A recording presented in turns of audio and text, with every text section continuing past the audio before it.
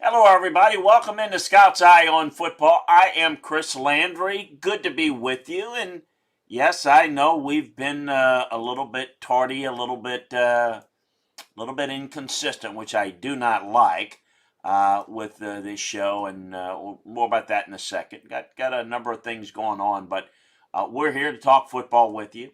We are gonna kind of take today a little bit. For how long we want to go will be up to you guys. There's a lot of things I'm working on, but certainly, can go in any different direction, college or NFL. Working on a lot of the film room work. We're going to be getting the previews up, written and get them up over at LandryFootball.com. College football, NFL previews. We've been working a lot on that. Today we're going to we've got a lot of questions that have been sent in. We're going to try to address those for you and kind of go there and take your questions here during the show.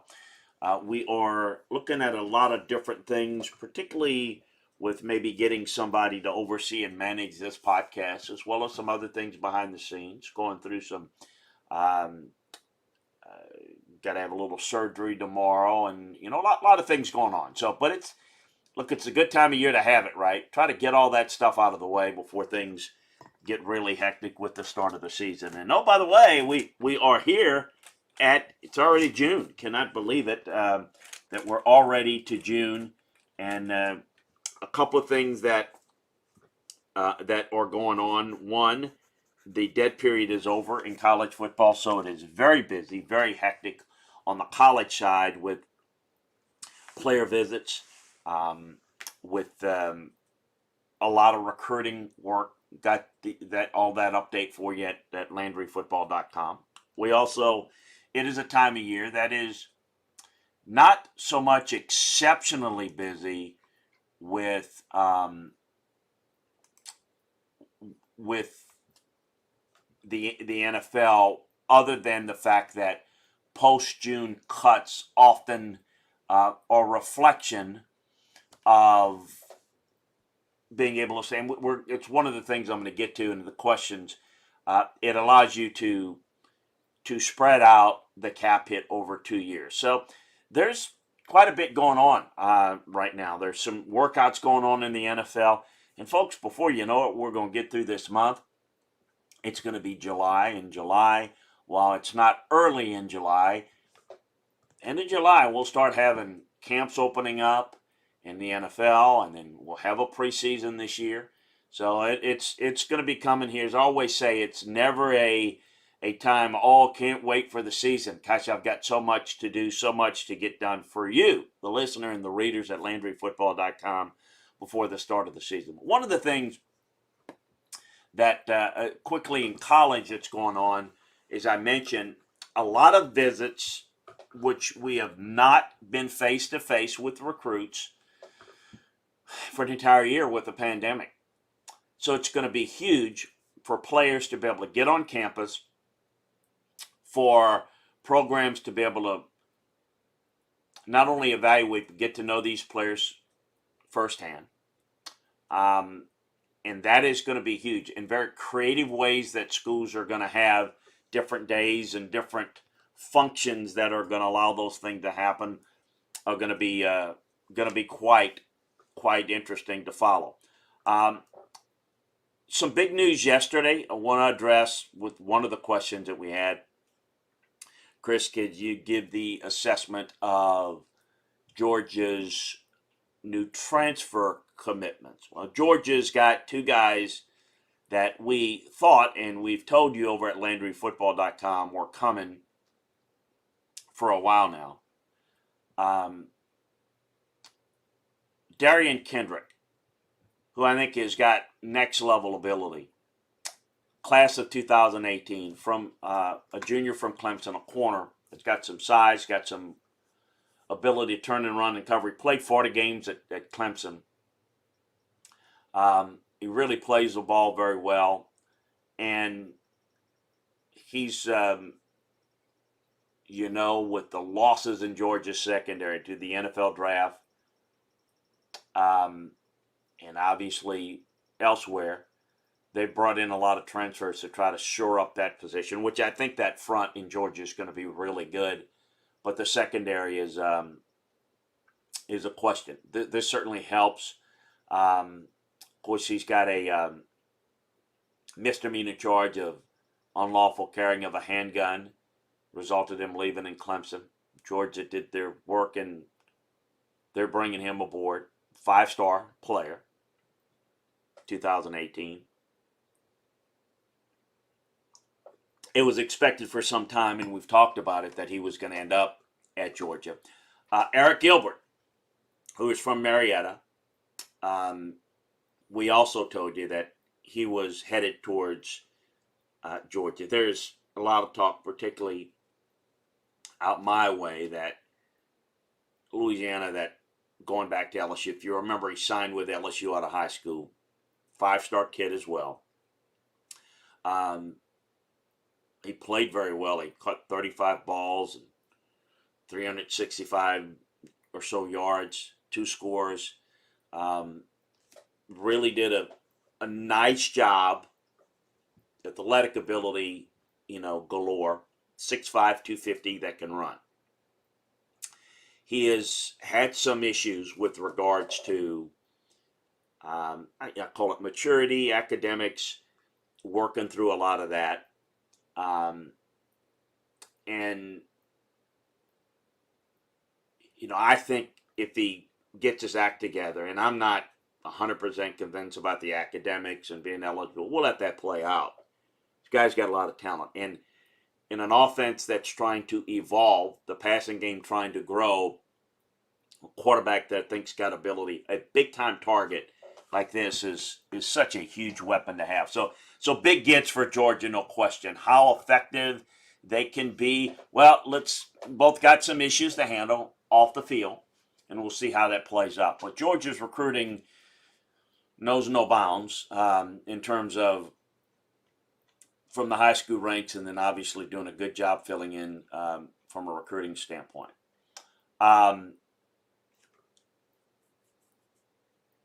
We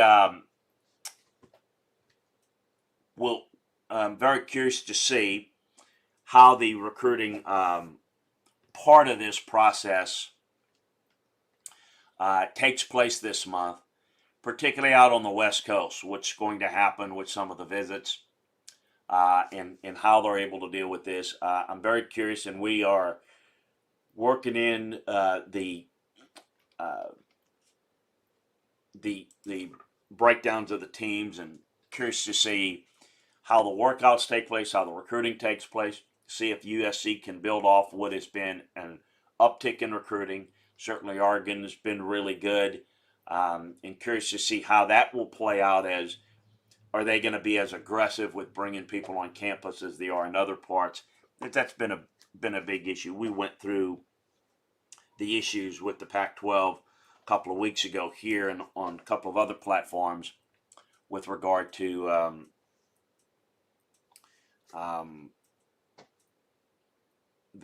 how the Pac-12 needs to progress and move on to get back to where they're much more competitive, as they've lost a whole lot of ground to particularly the South.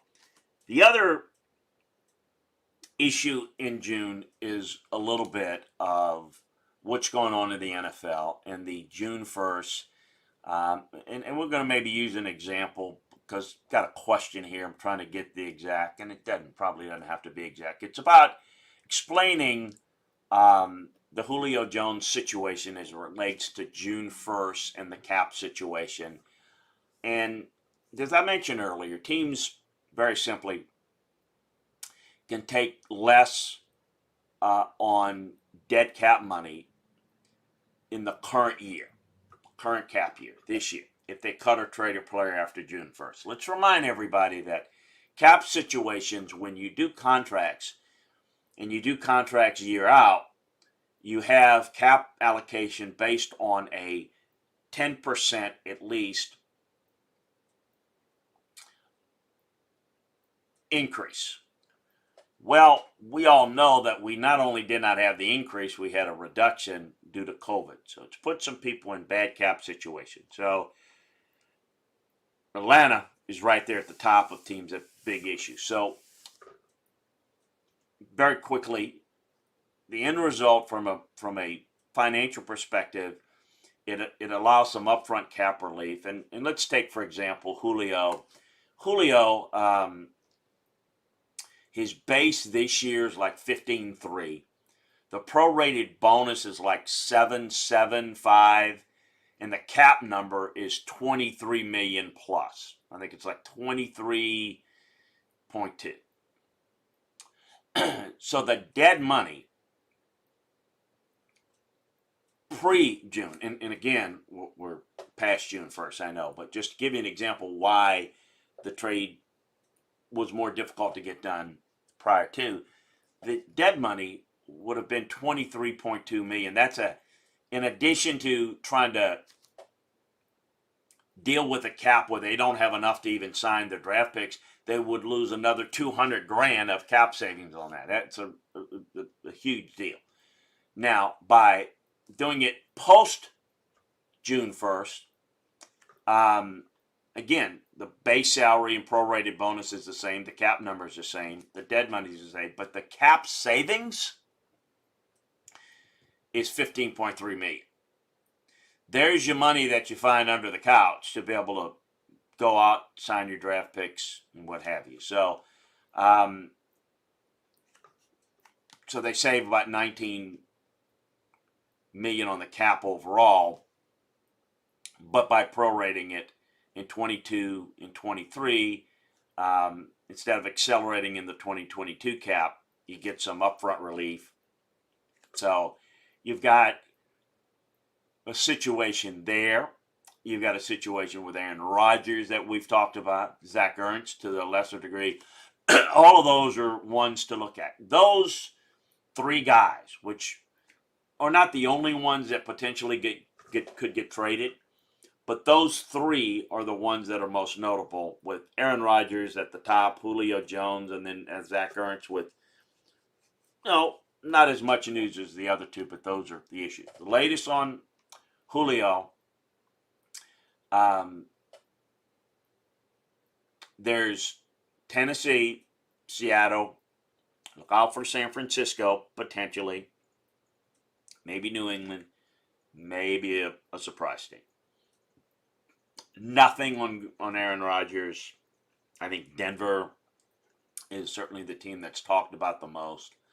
I know I talked about it in my notebook for Zach Ernst, that let's keep an eye on where things might go there. But Buffalo, Jacksonville, the Cardinals, the Bengals, Chargers, Panthers, those are the teams that are in the Zach Ernst discussions. So those are some things I want to get out that are post-June. We're going to get in some other thoughts. Appreciate you joining us in the chat room. And I know Michael. Hey, Michael. Appreciate you being with us. I hear you out there and see you out there. Michael's got a really good question. He's following us on YouTube. Make sure that you follow us on Twitch. Sign up, twitch.tv/Chris Landry Football. Michael Specs asks, are some schools recruiting other teams' rosters? Oh, Michael, you bet they are. You bet they are. That has been happening for some time.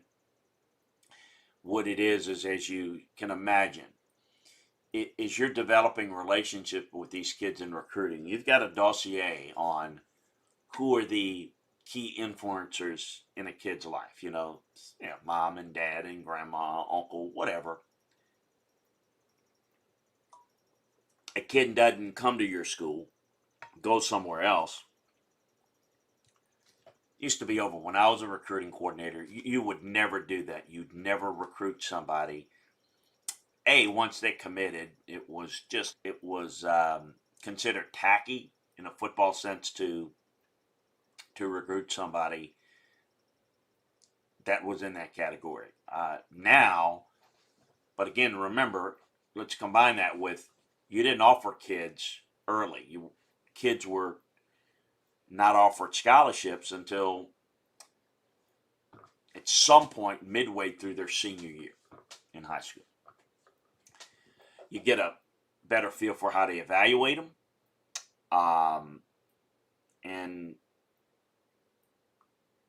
what their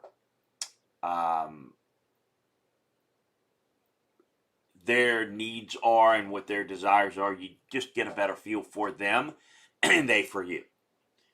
Now, you commit early, you don't stay with the commitment, you move on. It's a societal issue, and that's where it is.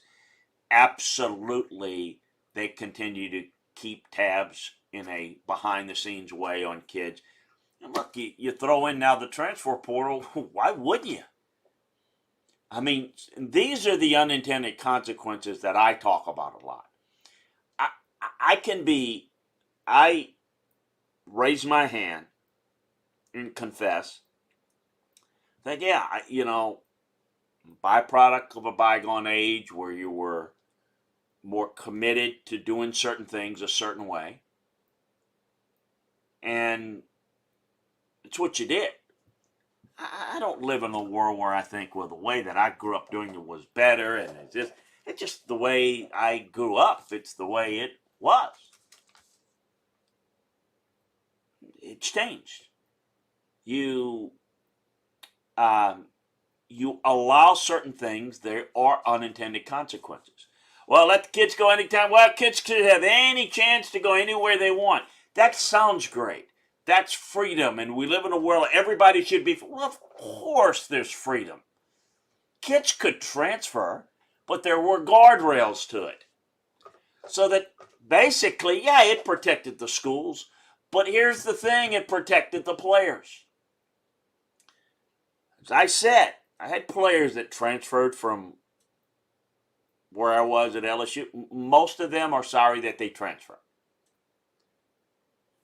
It's just that they are. They realize the grass is not always greener. Look, and I don't want to, I ask this rhetorically out there. Many of you have kids. Do you let them do whatever they want, anytime they want, how they want, or do you give them some direction on how to act, how to do things, maybe a curfew, whatever? Look, I mean, some may be a little bit more liberal, some may be more strict. And people there's arguments, parental experts will say things like, well, if you're too strict, it may do this. I don't know. But certainly how you raise kids it's also parallel to how maybe you coach them and how you deal with it. So yeah, let's let them transfer. Yeah, they transfer, and what it is it sounds good, and people that are influences in their life say, you should be playing, you should be this, you should get that, you should do this, and then so let's find some other place to go.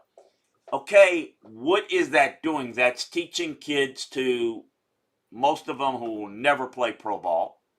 It teaches them to say, I get a job, I'm going to move. I didn't get the corner off. You never earn anything. You never work through anything. Tell me in life who just goes through it with, everybody deals with something. Even people that are born with a silver spoon in their mouth have issues. They don't have the same issues that people that don't have that. But you know what I mean. I don't think we're preparing them for that inevitability of, you're going to have to deal with adversity. So, okay, let's let them transfer. Okay, they transfer anytime they want. They do this. They got some guardrails, not much, but you can move on. Well, then, what do you think that's going to do? That means that because they are transferable, you're going to continue to recruit, and you're going to continue to have some negativity to where, you know what, man, we got a spot for you here. I know you're not getting the ball enough over there at XYZ school. If you come over to our place, of course you're going to have that. Negative recruiting has now entered in negative, negativity within the current roster. Michael asks, is there any way to stop it? Well, I mean, the horses are out of the barn. I mean, you got to corral them. How do you do it?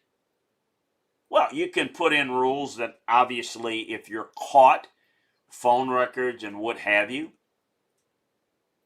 you can make it very punitive if they do that. But how are they, phone records are pretty easy, but, burner phones, you don't think any one of the assistants that are going to do that, right? There are going to be people that are going to be doing this that are not associated, not traceable, that are going to do this on behalf of the school and the coaches. Good luck trying to handle that. The NCAA can't deal with what they're dealing with right now, much less adding this to the mix. It's going to be very difficult. These are the things, and again, I'm not a told you so type of person. But when people say, hey, I got an idea, let's do this, unless you've been there, you don't understand that when you go down to one path, it's going to create all sorts of different arteries of being able to do things and a lot of problems. Oh, yeah, there's always problems, Chris. There's always issues. Yes, but you need to understand the bigger picture and how one decision is going to affect the other and make decisions accordingly. And I don't think people understand that enough. I am all for the general concept of let's do things a certain way. Let's increase things. It's just like, so in addition to everything that we're talking about, now you're going to have name, image, and likeness. You think that the kid and Uncle Joe and Aunt Josephine and, Mama and Daddy and Grandma are going to say, not only are you not getting the ball enough, that hurts your ability to get more money from name, image, and likeness. If you go to this other school and the other schools say, yeah, if you come here, look, we're going to do this, you get the ball more, gives you more of a spotlight, and look, we got really good name, image, and likeness opportunities here. Well, what do you think? It's going to create that. Okay, people say, oh, that's a fair trade market. There's nothing wrong with it. Okay, nothing wrong with it. That's the way. This is what's going to happen. It's going to be chaos, and there's really no way to control it, Michael. I mean, how do you stop? I mean, you don't have the enforcement capabilities in the NCAA. The only thing you can do is, from a societal standpoint, make it such a negative thing if you recruit somebody off of another team that you would never go down that path. Look, again, not to get, into kind of the social element or political element, I don't mean that, but things that used to be really bad or thought of really bad, not so bad today. So everybody does that. It's not as much respect for authority, laws, rules, and look, some laws and rules need to be changed. If we don't follow them, if we don't have them, we got chaos. I mean, I say this all the time. My grandparents, I can remember not the last house they had, but the house when I grew up and used to go visit in the summer and all that. Their house in a little sleepy town in South Louisiana. I mean, and again, I don't consider myself that old. I guess I am. Their house. You ever seen, and I don't know if you still have them like in your bathroom or like doorknobs that have there's no lock to them. There's no key or no thing you can punch. Just a doorknob. The thought of anybody coming in and robbing you, that was like, what? I mean, that was like, we have a whole industry of security cameras, alarm systems. It's a whole multi-billion-dollar industry to prevent people from coming in and stealing from you. Why would we need to protect our property and our person? Because, people have been killing and I guess stealing forever and ever and a day. I'm not saying that's something that just started in the last 20 years. Of course not. But look at the rate.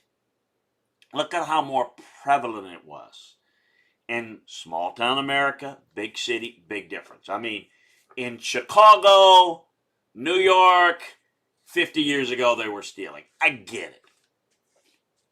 They're stealing now in every little town. Why? We can go into that. I don't know. Okay, but it's more of you can do it. So the jail system, we have too many people in it. So therefore, these crimes are, we can't put them there. We don't have enough room for them. We can't afford to. So why am I going there? I'm going there so this is not jailable offenses, but in terms of saying, okay, this is how you do things, and now this is how you do things, we're going down a path where it's going to continue to happen. So we're going to have players going left and right. Transfer portal. Nobody likes it. In athletics, nobody likes it. Haven't met one athletic director. Golf coaches are pissed off. Tennis coaches are pissed. Gymnastics coaches are pissed. They're all. It's like the Wild Wild West. Coming and going. It's going to be just like those revolving doors in the malls. It's just. I don't see that as a good thing because so many are going to leave for greener pastures that are not green. And no, I don't. I think we've gotten to that point. Hey, SL Hotman. I guess is it Slotman? If I got that wrong, I apologize. Thank you for joining us. And hey, Tony's back. Tony's big Brown fan. And Chris, any chance the Browns will bring back Sheldon Richardson at a cheaper price? Yes. I think they are looking at that and some other opportunities. That's definitely, as you know, an area that they want to upgrade. And I know that there was a lot of people that asked me draft time, are they going to force a pick? No. And you know my feeling on this, Tony. You don't force that pick because what? You just get a player that doesn't help you. This is a good roster, as you well know. That is a definite need, and it is a concern, and it could be a determining factor to how good they could be. But you have to do it with a good player, and I don't think they were comfortable with anybody at particular spots in the draft to make that move. I think they're looking at that, and at a cheaper price they consider it, but along with some other options there. I think that's an area they need to upgrade. And that's a lot of what's going on now. SL Hotman is okay, Chris. Thank you, man. Thanks for clearing that up. When you look at it real quick, it kind of flows together.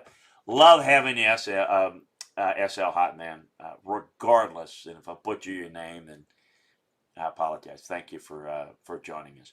A couple of other things I want to get to and see if we can get to the questions that were brought up about. Let's see. Gosh, I want to make sure that I get the question right here. How many teams can legitimately win the national championship in college football this year? Not many.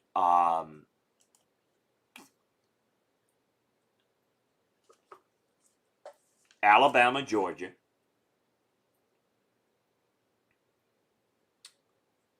Clemson, Ohio State, Oklahoma,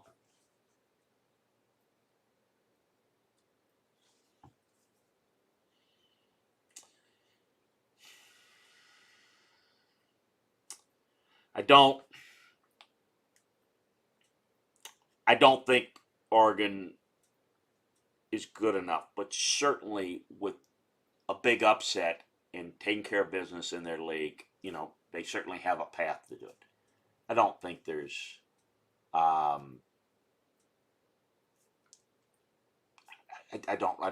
would say we'll throw in a 6 and have a walk. I see 5. I see no more than 6. And that's kind of the way it typically is. Now, here's what's going to get interesting, because this is the second part of your question. How do you think expanding the playoffs is going to affect college football? Well, it's going to affect it. And again, as we talk about all these changes, look, I'm out there, and I see Tony, SL Hotman, and Rich Coach joining us. I'll get to you in a second. What is going to change in college? And I'm here to kind of bring a perspective. I'm going to enjoy watching it, and no one's going to ruin football for me. If you looked at the NFL, for example, when you had less playoff teams,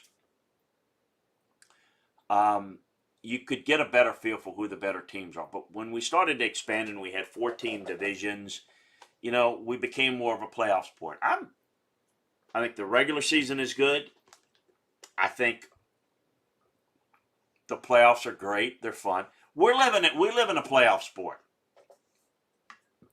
College football, I think the NFL's week in and week out's great.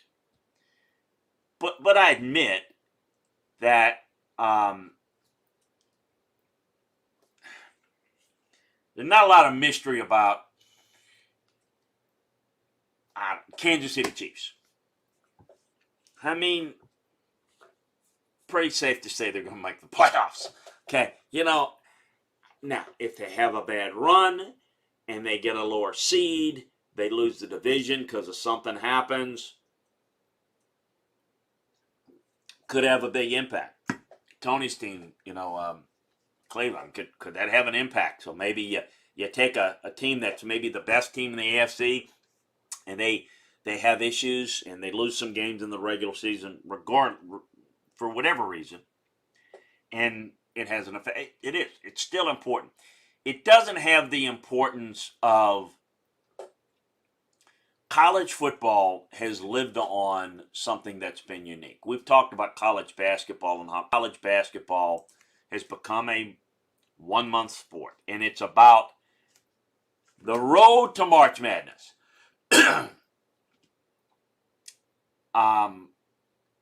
And the games are important only relative to who you get there in seeding, and that makes the regular season somewhat important.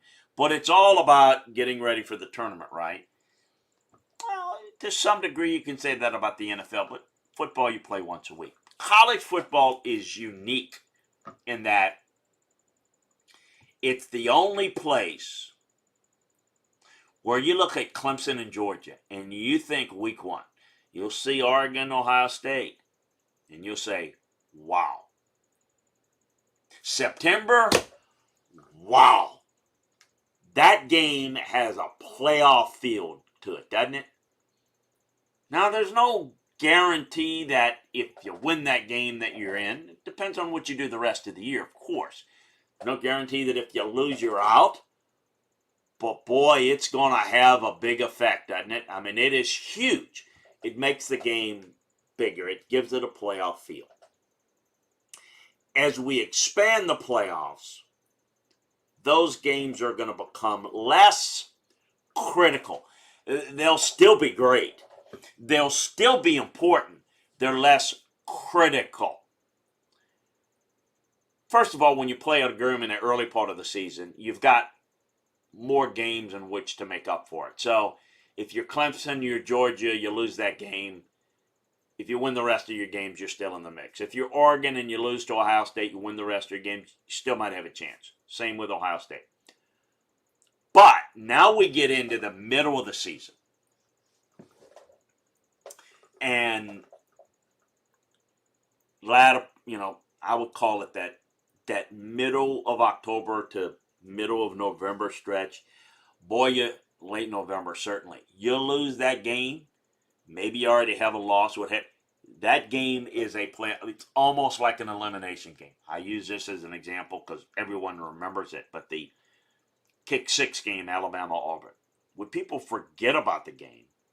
And obviously, with the way it finished, that is the whole frame of reference for it. But that game was an elimination game. I mean, the loser of that game wasn't going to be in the playoffs. And the winner was probably headed there, particularly if they take care of business in the conference championship game. And so it was huge. In addition to being a rivalry, in addition to just being a really good game, it was a playoff feel to it. If you had that type of game in the era where we're going into eventually, and if we go certainly to 12, both those teams would be guaranteed a playoff spot. So the game would still be big. It would still be important. It would be less critical. It would be less important in this regard. It's still a big rival. You still want to beat your rival. You still want to have the best season you can. You still want to be ranked as high as you can, the best seeding. But all those things are there. But you still could get in and recover. Okay, maybe you're not as healthy at the end of the year. You get in, you got a little time, you get healthy, and then you're on a run. We see it in the playoffs. Most of the teams that are the best during the NFL season make it. But there are times where a team will kind of come through that their record will not be indicative of what they truly are due to the regular season, due to their injuries, other teams' injuries, but they still get in and make a run. So you get that. But here's what it will do. It will make other games more important.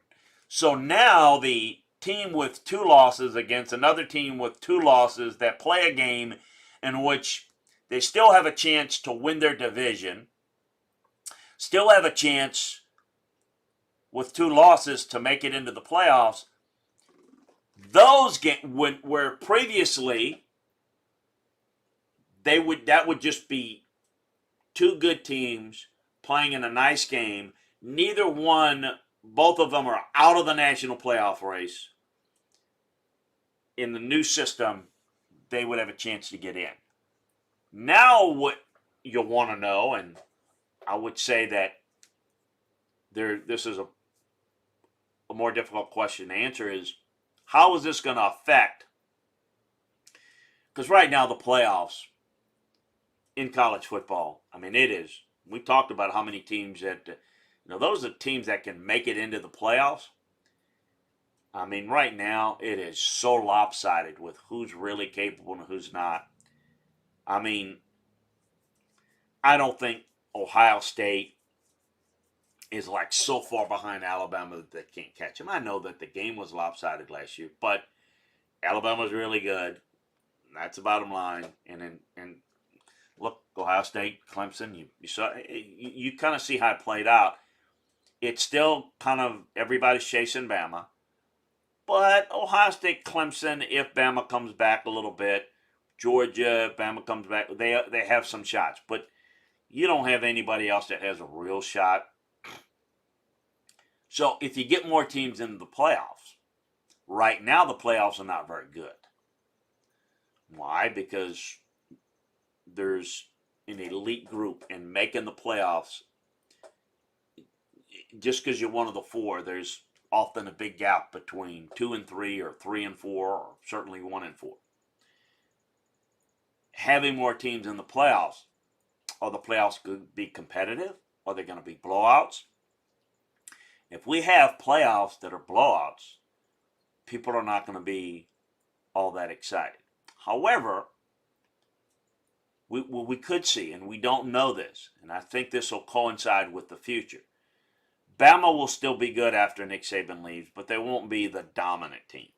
And I think as good as Clemson is, as good as Ohio State is, as good as Georgia is, as good as, Oklahoma is, and if you take Alabama out of the mix,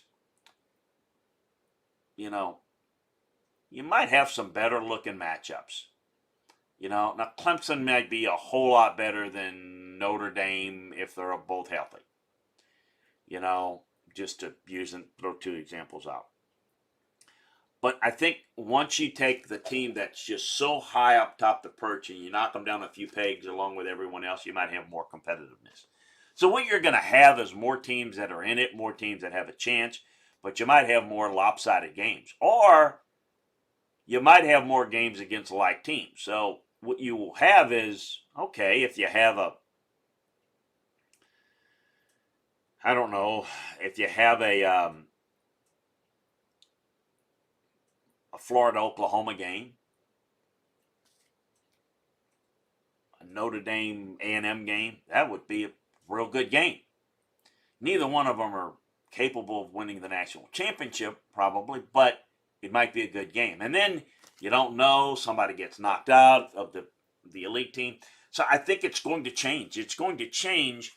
I can't sit here and tell you for the better or for the worse. It's going to be what it is. And look, I mean, for me, more football is a good thing. But it's going to have an effect. You can't have change yet have everything kind of feel the same. It's going to feel different week in and week out in college. And there'll be more games with teams that are pretty good that'll be on a bigger stage because they all have a chance to get into the tournament, into the playoffs. Whereas right now, it's Alabama, it's Clemson, it's Ohio State.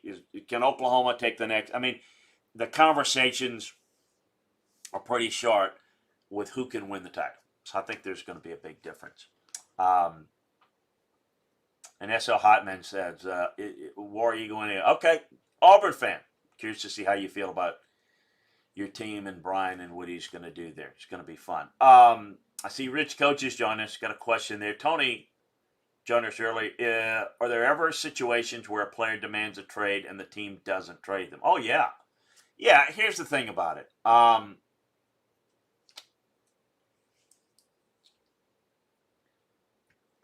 If I think it's all about communication. And I think that in the pro game, and Tony, we were talking about the college, certainly in the pro game, they don't have the control that the NBA players, baseball players have with the guaranteed contracts. But the NFL, when you started to have salary caps, and this is an example in the NFL of things change, circumstances change, right? Well, you don't have guaranteed contracts in the NFL. We just went over Julio Jones' contract situation. When you give a large outlay of a signing bonus and it's prorated over the life of the contract, guess what? Some contracts that you give a player makes it difficult to trade him for you, as well as trading him to someone that might want him. So it creates an issue. It creates a problem. It creates some leverage, though, for a player. In doing so,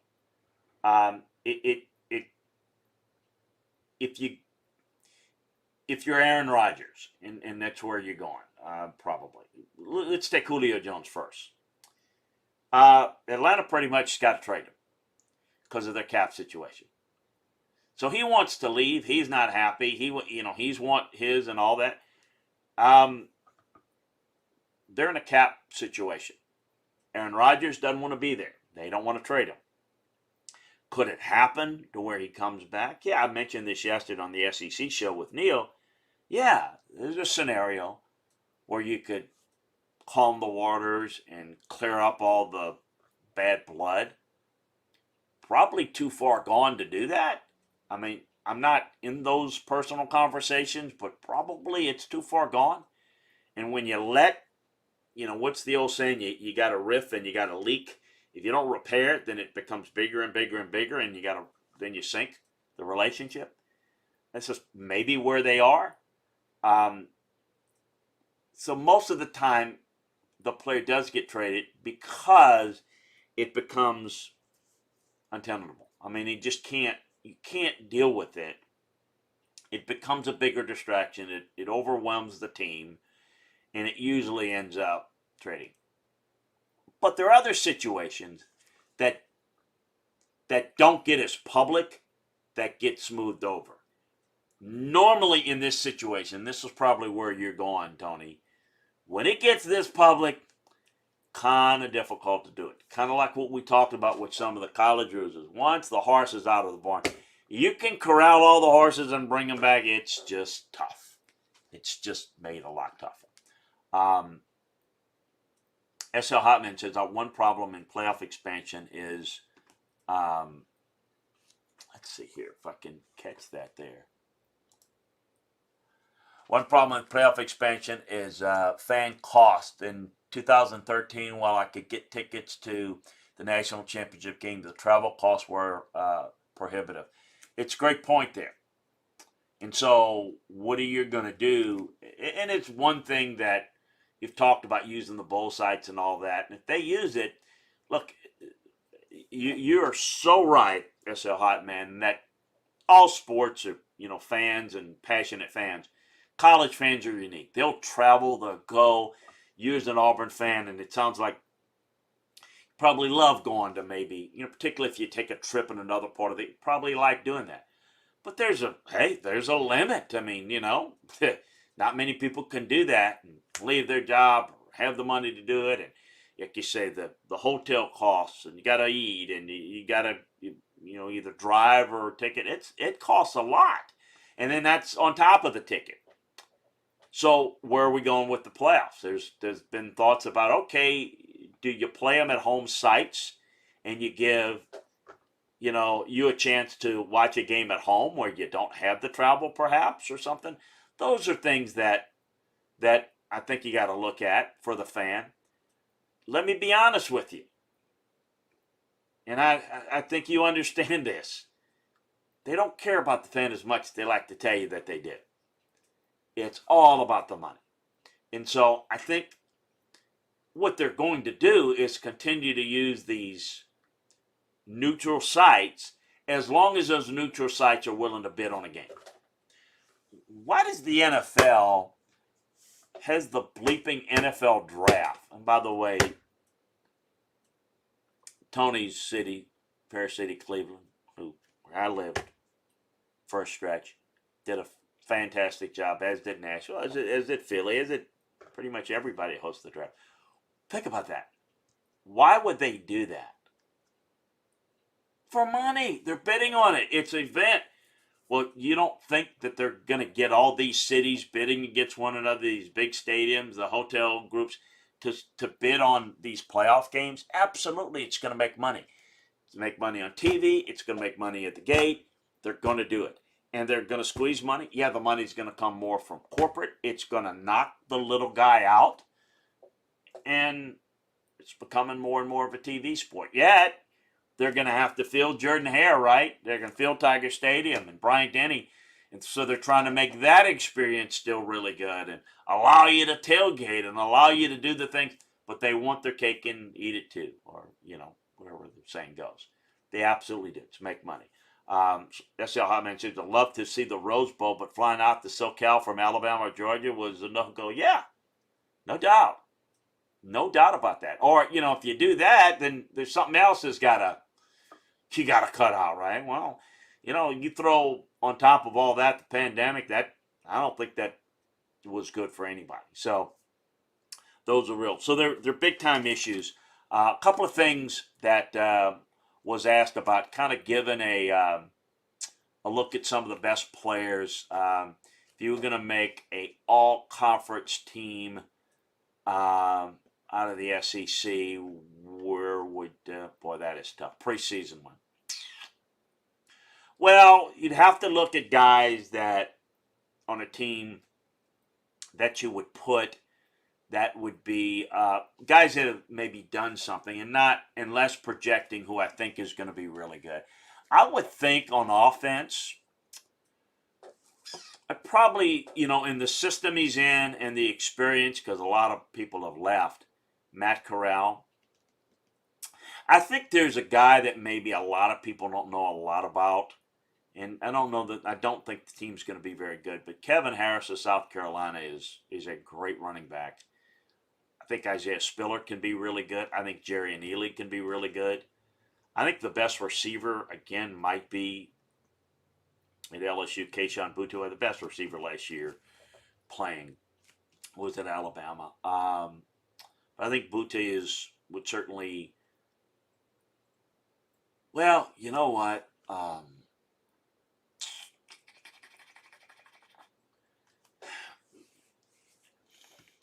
I would say Boutte and Treylon Burks of Arkansas would be guys to, and there are a lot of. It's not going to be a complete list. Don't have enough time to go through all of it. Tight ends. I would say I think Billingsley will good job at Alabama, but I have to go with Wiedemeyer at A&M. Offensive line. I think Kenyon Green at A&M.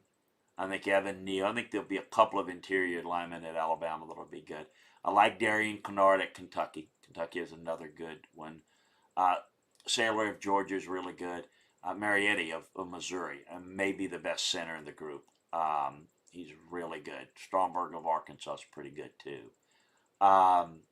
Defensive line, I like DeMarvin Leal at A&M. I think Zach Carter of Florida can be really good. Jordan Davis of Georgia. Aniga Bari of South Carolina is good. I think Will Anderson at linebacker is going to be good. Christian Harris. I think Alabama's front, their linebackers are going to be really good. I think LSU will have the best secondary, and I think led by Derek Stingley. But I think Elam at Florida is going to be really good. I think Battle is going to be a really good player. So those are some of the key. We'll go into more in depth. In fact, I've got a lot of the breakdowns over returning players over in the SEC. The other thing we're talking about the bowl games and SL Hotman talking about, like if you're a team like an Alabama, do you go to the semifinal? You go to the championship game? Do you wait to go to the championship game? Now, SL Hotman's point. He's talking about going to a game. Do you go to two? Who can afford to say, I'm going to the Rose Bowl, and then I'm going to go to Atlanta. Or I'm going to go to. If you're in Alabama, that's really expensive to do both of them. A couple of things here before we close it out. There was a question about returning. Where was the question there that came up? It was regarding. Let's see, players. Breakout players. Let me get the question here. Let me look and find it here. It was Josh that sent it in about players that that are pivotal years, young players with pivotal years, and I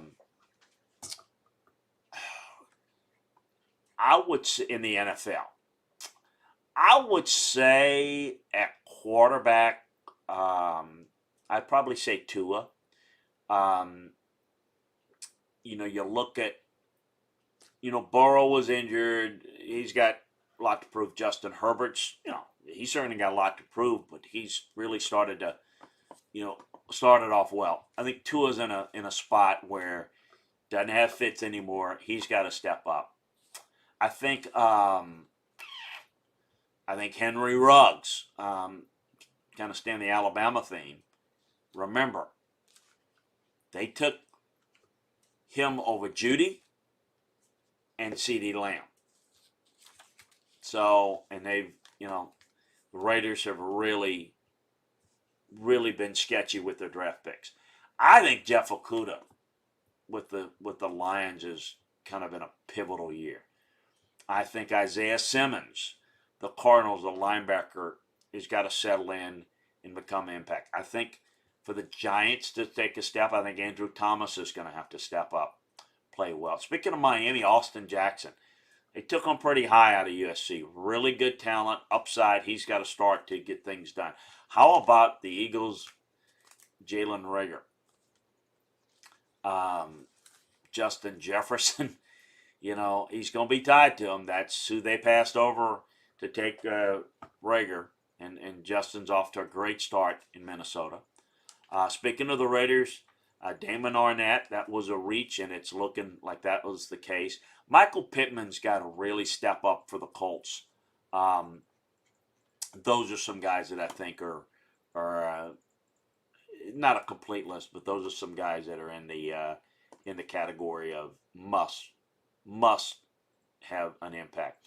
Rich Coach says, what was your scouting evaluation of Bruce Armstrong out of Louisville and Nate Odoms out of Wisconsin? Nate Odoms, big physical press corner, tackled well, could play inside some at safety, liked him at a really high grade on him. Bruce Armstrong was a little bit more athletic and was more of a workout guy coming out of Louisville. I thought he played well at Louisville. He wasn't great. He ended up having, quite frankly, about the type of career that you would expect. Not any better, not any worse. Hey, it's been fun just kind of having a little hodgepodge, taking your questions and your thoughts. Again, working on a lot of things right now, trying to get some things done. Got a little surgery tomorrow, so be out of pocket maybe for Thursday and Friday. Should be back for the SEC show on Friday, I hope. But been doing a lot of film work. Going to get a lot of more content. Working on a lot of content for the website with previews, college previews, NFL. We've got it all for you at LandryFootball.com. So take advantage of the scouting season offer that's still out there today as we get ready towards the season. Folks, we've got a lot of good stuff, and we'll be breaking down a lot of personnel, keeping you up to date in our notebooks every day. That's kind of a staple for what we're doing. What's going on in the league behind the scenes, as well as the information. Check it all out at LandryFootball.com today. Appreciate you joining us. Join us next Wednesday, God willing, here on another edition of Scout's Eye on college and pro football. Also, we're going to be out of the Landry Football Podcast tomorrow due to some surgery. We're also looking at some options with that show as well. So we're trying to work through some things this offseason, but we're going to be here bringing the best football information and analysis for you right here, our listeners, and of course our members over at LandryFootball.com. If you're not yet a member, take advantage of it today. If you're not catching us on Twitch TV, check us out, twitch.tv/Chris Landry Football. Subscribe, hit the subscribe button, friend us, hit the heart button, and join us there. Appreciate you joining us. Have a great one, and we'll talk to you Friday on SEC Football and Beyond.